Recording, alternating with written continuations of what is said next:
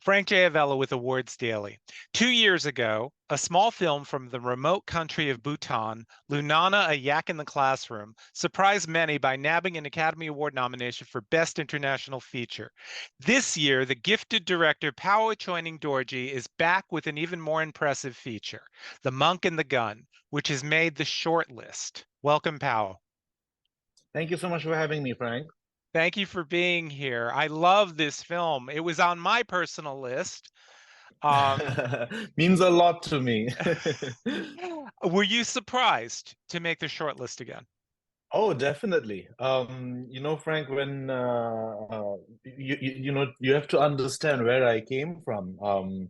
I did not go to film school. I got into filmmaking because I love storytelling. And Lunana, A Yak in the Classroom was my first film. And people always warned me, Paul, never make films with animals and children.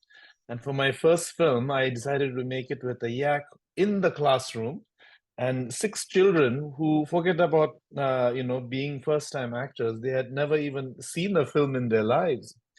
And to make it even more challenging, we shot the film on location in Lunana, which is a 14-day trek over the highest mountains with no electricity. Mhm. So the entire film is solar powered.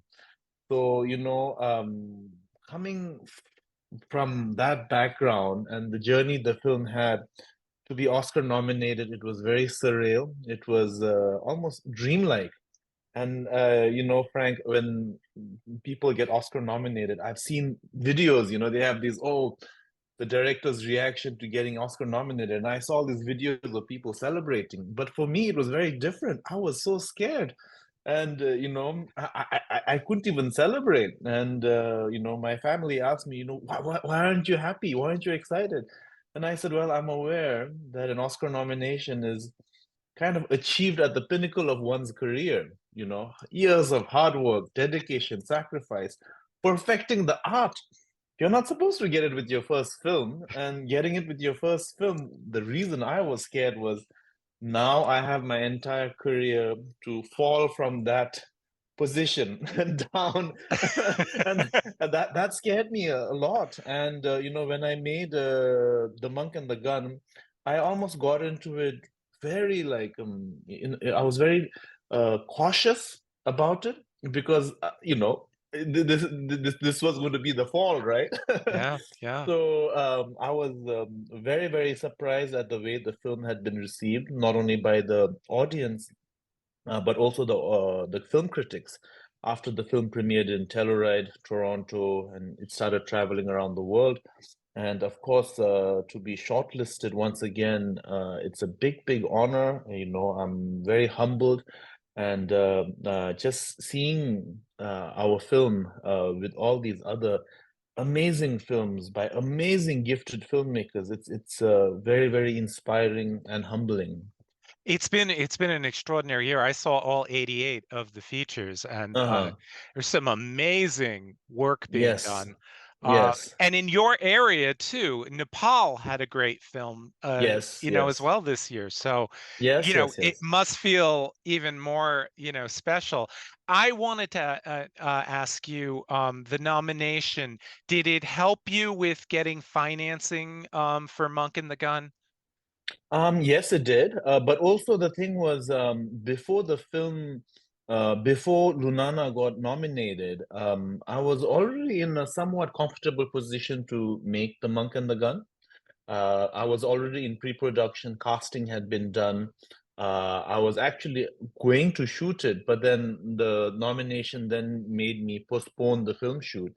And yeah, when you get Oscar nominated and you come to LA and you meet people, you have conversations, and it definitely helps. And it helped with the funding of the film. But Frank, when Lunana was nominated, I think the most precious advices I got was from Ang Lee, who told me that we had a in conversation, and at the end of the conversation, he told me he was like, "Paul, when I look at you, I see a younger version of myself. Oh, wow. You tell stories with a lot of innocence, and that is so important. And he was saying that when I first started out of Taiwan and made my films from Taiwan, I felt like I had that innocence. But as I progressed in my career, and he's had such a successful career, he said Mm, that he's always found himself trying to shed away that innocence. And mm, he said now he's just an old man trying to reconnect with his innocence. And he said, for you, my one advice is never lose that heart of innocence. No matter what kind of film you make, always have the heart of Lunana in that film, and you'll be in a safe place. So, after getting Oscar nominated and you get all this attention, I think that advice really echoed at the back of my head. And I made a lot of decisions for the film with that advice in mind. Like, it got to a point where I could comfortably make the film with the funds that we had raised. And I told my producers that now I'm in a comfortable place, I don't need any more. But they were still saying, oh, it's still a very small budget film, you should have some more to make sure everything, you can do everything in Bhutan. But I was like, no, the film industry in Bhutan is very small, and whatever I have, it's more than enough to make the film. mm. Or, also with casting, I think Ang Lee's advice had a, uh, impacted me a lot in how I casted the film. So I have a question about that later on, but I had one more Lunana question because I yeah, I know that the film was initially disqualified when it was yeah. submitted. What was the reason for that? Because Bhutan hadn't submitted for so long, Oh, it's like I think the Academy has a rule where it says that if the country hasn't submitted for more than 5 years, uh, that whole committee has to be approved by them, you know. I So, see. they have these rules like more than 50% of the committee has to be filmmakers. Then each committee member's CV, all that record has to be submitted, and they had to be individually approved as committee members. So Bhutan wasn't aware of that because our last submission was like in 1998, I think. Mm, And that was the first submission. yeah. So they weren't aware of the rules and they had submitted. But then the Academy said, okay, here's the problem now. Your committee hasn't been recognized, and now we don't have time to approve them. So, take the time, meet the requirements, and then resubmit it next year. So that's what we did. And it worked out really Second well, huh? time, second time's the charm. Yeah. Well, about the monk and the gun. One of the recurring themes in the film is Westernization of a Yeah, non-Western country, and rural versus urban, modernism versus traditional, innocence versus jadedness. yeah. It's amazing. Can you expound on this as it pertains to Bhutan? Frank, Bhutan, I think, has one of the most unique journeys to modernization because we are the last Vajrayana Buddhist country in the world. So our culture, our people, our way of life is deeply rooted in this, century-old, spiritual path. Everything about Bhutan, if you visit, you will realize it is that. We are known around the world for being the happy country, Mm, and but then our definition of happiness is deeply again rooted in the Buddhist values. So happiness is born out of contentment, but it is born out of acceptance of impermanence. And we Buddhists believe in the notion that everything in life is interdependent on other causes and conditions. So the happiness of the self can only be achieved when externally all the causes and conditions for happiness is achieved. mm, So, for example, we have many strange rules. It is in our constitution that the forest coverage of the country cannot drop below 65%. mm, And right now, I'm proud to say that we are at 72%.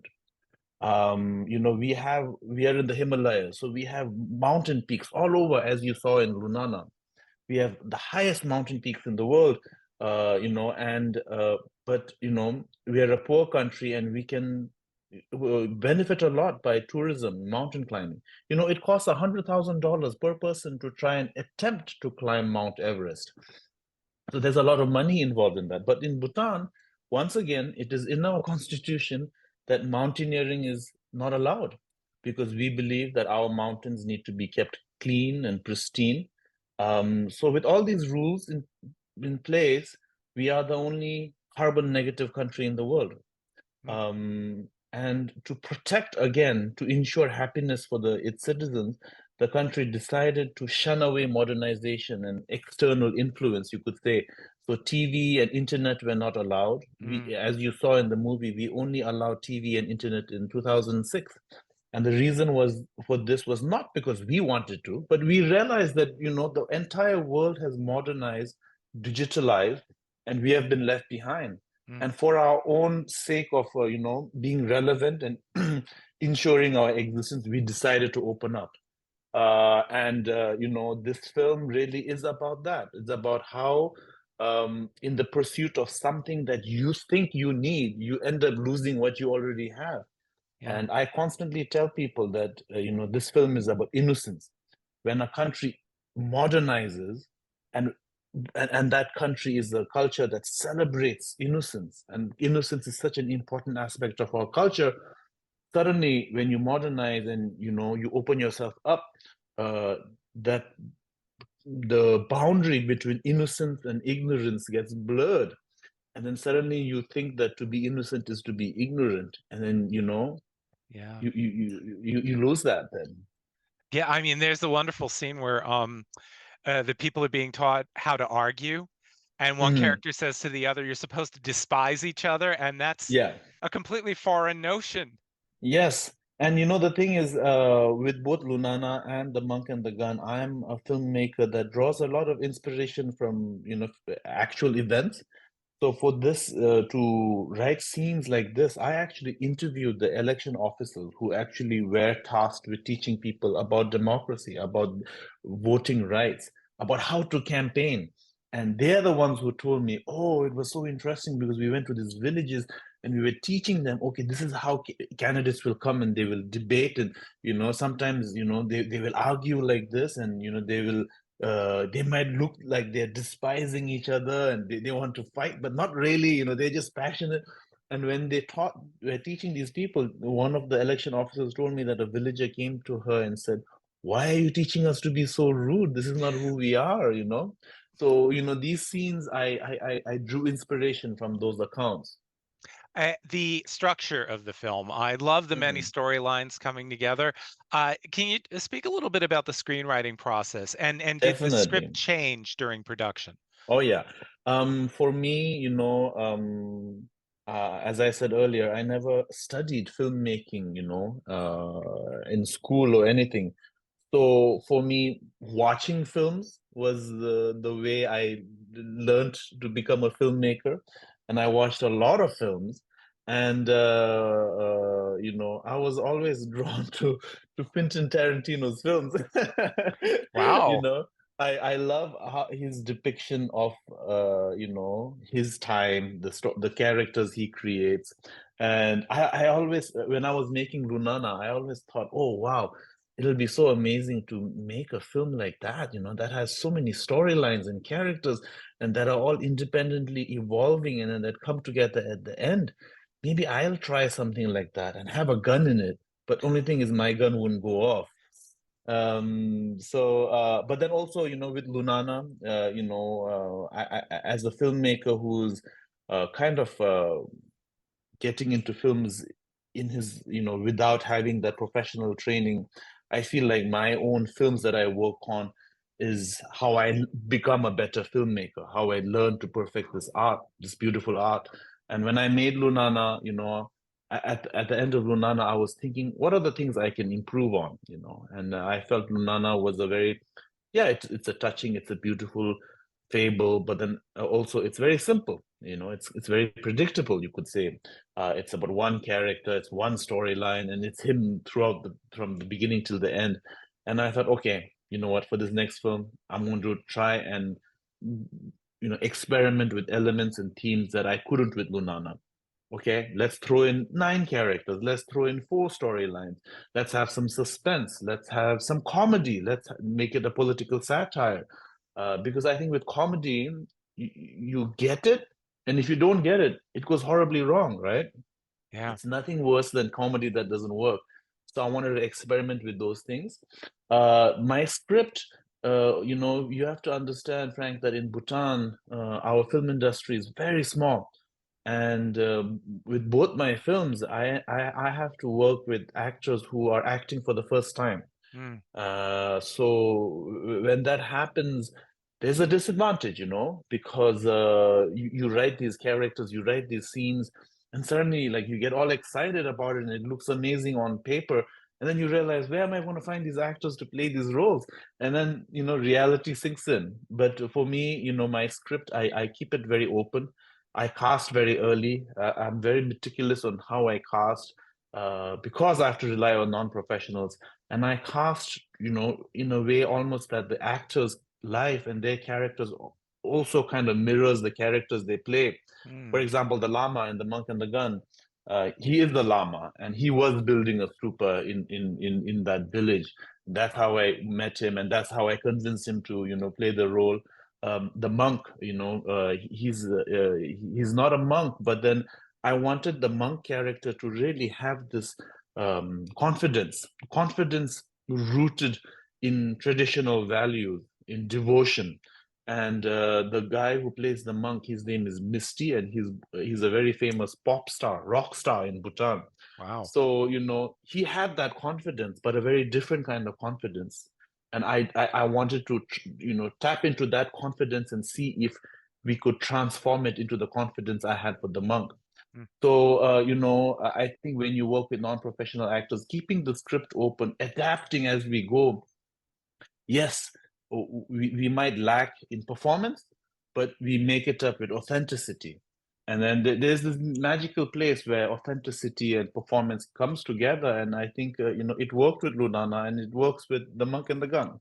It does. There was a non-authentic moment in the film, I felt. I, what about the American? And was there any pressure on you to cast, like, a star or a Oh known yeah, yeah, actor? definitely. Frank, as I was telling you earlier, I had already casted the actors. I had already begun pre-production before Lunana's journey to Hollywood.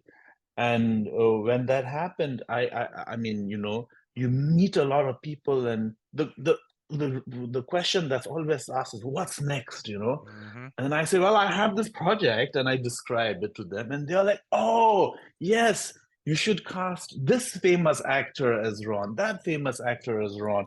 And then for me, yes, I'll be frank, my head was turned. And I did think about, wow, what if I could get an actor like that, a Hollywood actor in my film? That sounded really, enticing.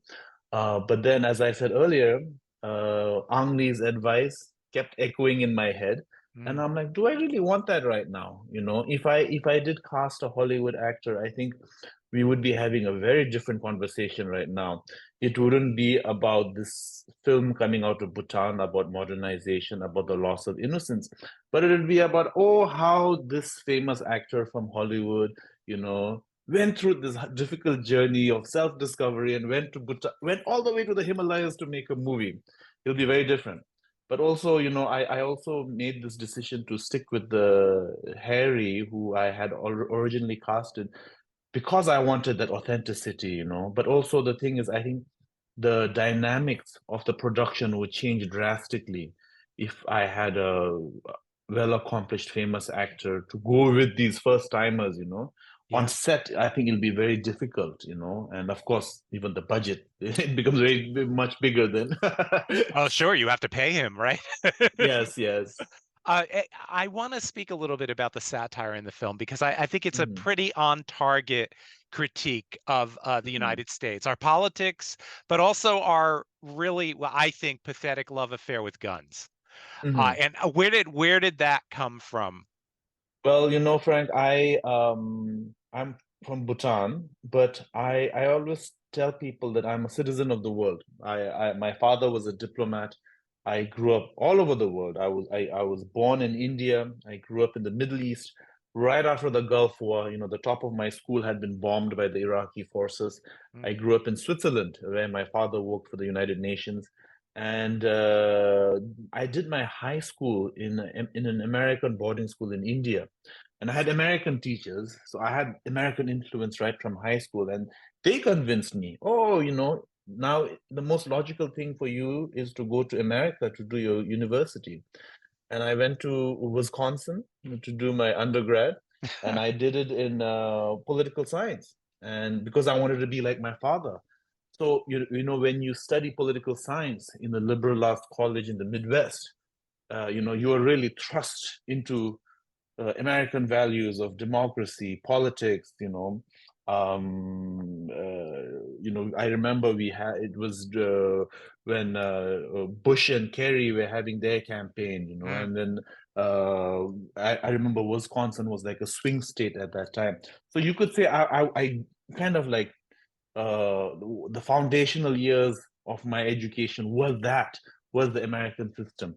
And at that time, Bush had sent the American forces into Iraq, and because I grew up in the Middle East again, right? So I mm. know how the culture is there. I know how this political system is, how it's there.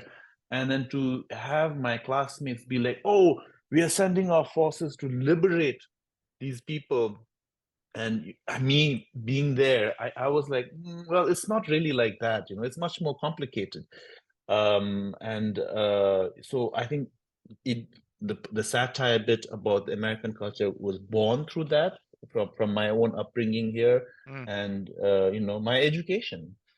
Well, yeah, it's interesting because I think some Americans watching the film, and I don't want to give the ending away, but Hmm. the way we're conditioned, Hmm. we're thinking something else is going to happen at the end, Yeah, and yeah. instead we get this absolutely transcendent ending. Uh-huh. I think that is in keeping with Buddhism. Thank you, Absolutely. Frank. Some people ask me this question in the Q&As and the screenings, and I tell them, in Bhutan, we don't have a word for storytelling. It's because storytelling is so important for us. So Mm. it's so important that it doesn't deserve a word. So in English, I'd be, Frank, tell me a story. In Bhutanese, it'll be, Frank, please untie a knot for me. So the act of Wow. telling a story is supposed to have this untying, freeing, liberating purpose. And then when this question came up about, oh, I totally thought, the ending was different and you took it in a different way. And I was telling them that in order to untie the knot, first I have to tie it. So the whole journey that you see is the tying of the knot that eventually gets untied. So yeah. Mm. Nice. I like that. I like that a lot. Um, okay, so Lunana's this big success. You go to the Academy Awards, which must have been quite the surreal experience. Did Hollywood or even European filmmakers try to lure you into making films in their countries? Oh, yes, definitely. I've been receiving scripts the interesting thing with Lunana is I think this is the magic of cinema. It almost becomes a mirror upon which you see reflections of your own values and the own hopes and stories that you cherish.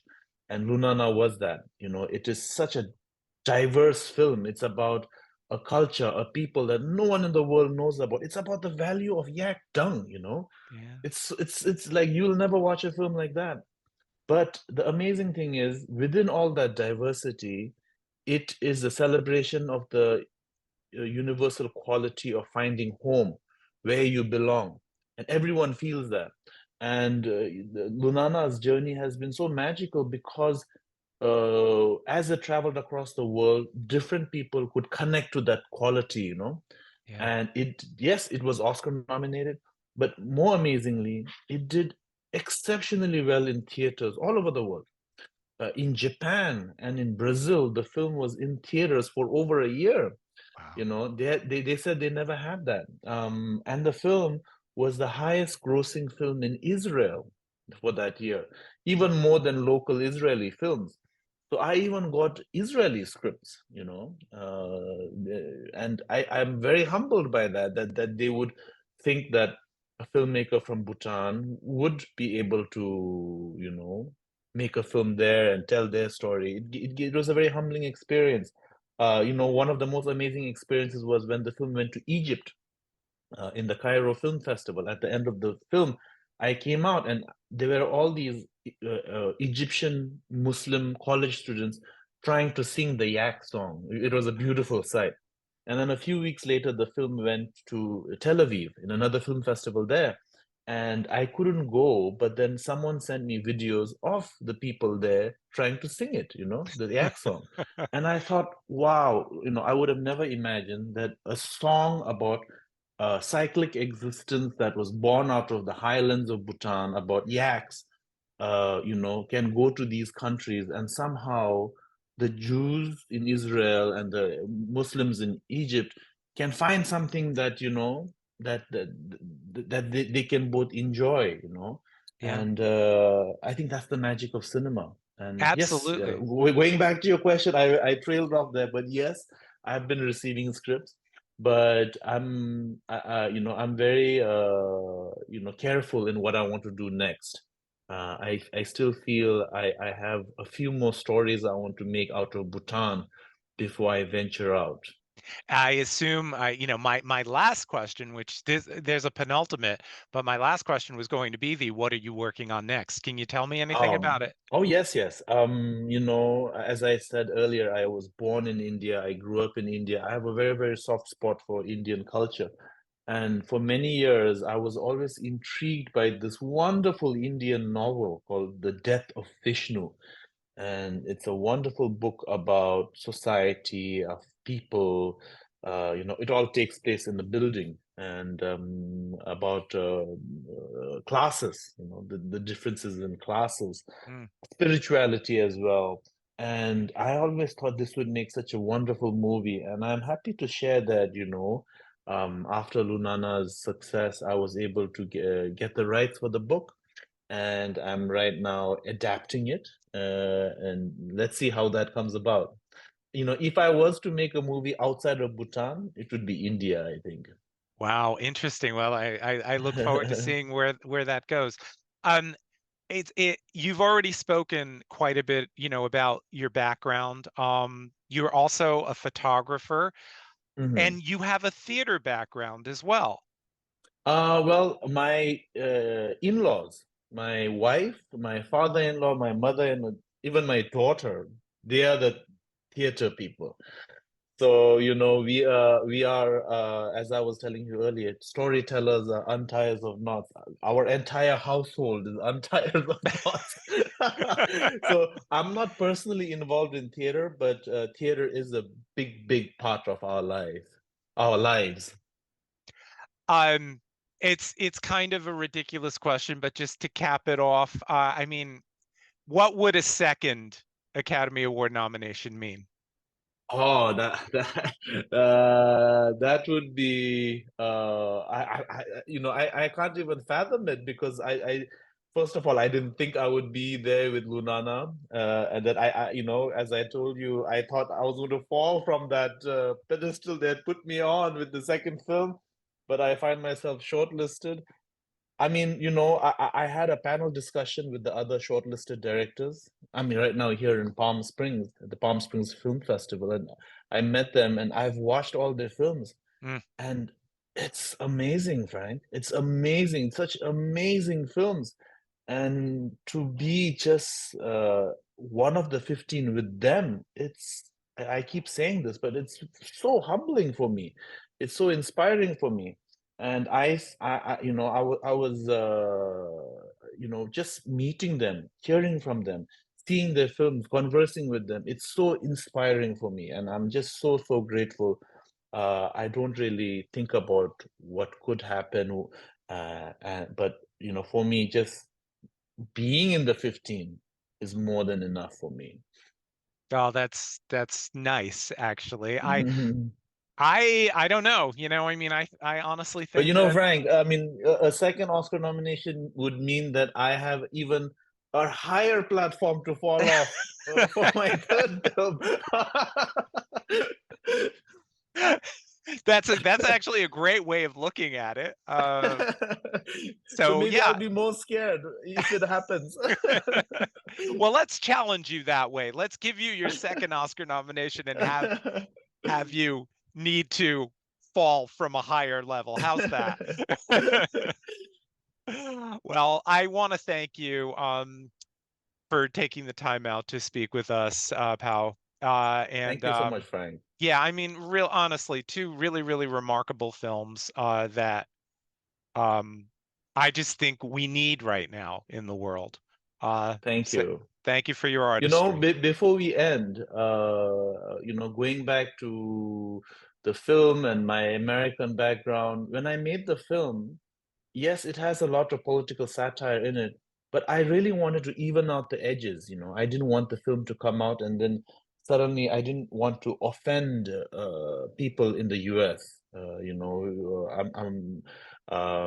didn't want it to become a political piece. I didn't, but then it's amazing the journey this film has had because when it premiered in Telluride, in Telluride, there are a lot of people who come from Texas. You know, they have homes in Telluride, and a large part of the audience in the Telluride film festivals are, people from Texas. And there were some people who were from, the NRA who came to watch the film. And when they went, I was a little bit worried. I was like, oh, I hope I don't offend them, you know. But when they came out of the film, and then they were so happy. They were like, "Oh, this is amazing!" And they went to Julie Huntsinger, and they were like, "This is what makes Telluride Film Festival so special. This is by far the best film that I've watched, and please have more films like this." And I was really, happy to hear that. But then also, one of the champions for our film has become Michael Moore. He had watched the film and he loved it, and he sent me a very sweet email saying, this film teaches us Americans more about ourselves without the story having anything to do with us. Yeah. So I'm very happy to share that how different people in America have related to this film and have embraced it. And you pay homage to one of our heroes who happens to be British, and that's James Bond.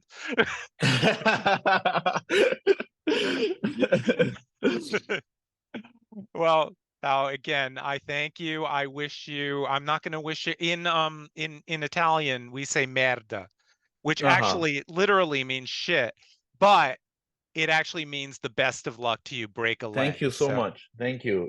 And since you say it in Italian, I'll say it in Bhutanese. I'll say Name Samme Kajinche, which means I offer my gratitude to you, and that gratitude goes beyond the sky and beyond the earth. I accept that, and I thank you. Thank you so much.